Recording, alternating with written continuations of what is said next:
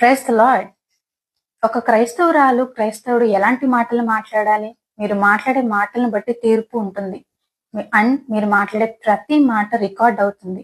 ఒకవేళ మీ వల్ల ఎవరైనా కనుక బాధపడితే, ఒకవేళ మీరు ఏమైనా వ్యర్థమైన మాటలు మాట్లాడితే వచ్చే కాన్సిక్వెన్సెస్ ఏంటో ఈ వీడియో ద్వారా తెలుసుకుందాం. బైబిల్లో క్లియర్ గా ఉంది. మాథ్యూ చాప్టర్ 12:36 లో అండ్ 37 లో వ్యర్థమైన ప్రతి మాట పలికినప్పుడు దానికి లెక్క అప్పచెప్పవలసి వారై ఉన్నారు.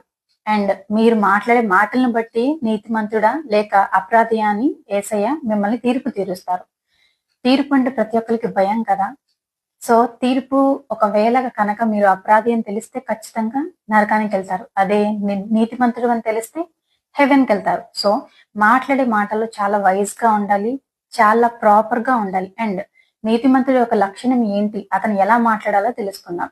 ఒక పర్సన్ మీ దగ్గరికి వచ్చి తన సమస్యను ఎక్స్ప్రెస్ చేసినప్పుడు మీరేం చేయాలంటే ఆ ప్రాబ్లం కంప్లీట్ గా విని తనతో కలిసి ప్రార్థన చేసి వాక్యం ద్వారా అతని ఆత్మీయ జీవితాన్ని బలపరిచి అతన్ని సోల్ ని పైకి లిఫ్ట్ చేసే విధంగా ఉండాలి.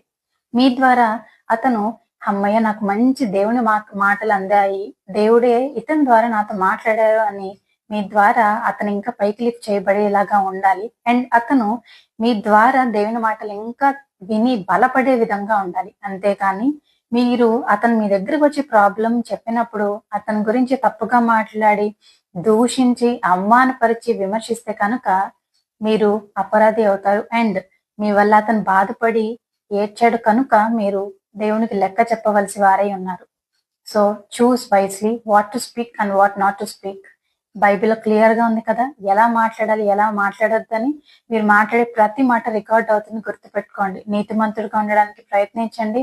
మాట్లాడే ప్రతి మాట నీతిమంతుడిలాగా మాట్లాడండి, నీతిమంతుడిలాగే జీవించండి.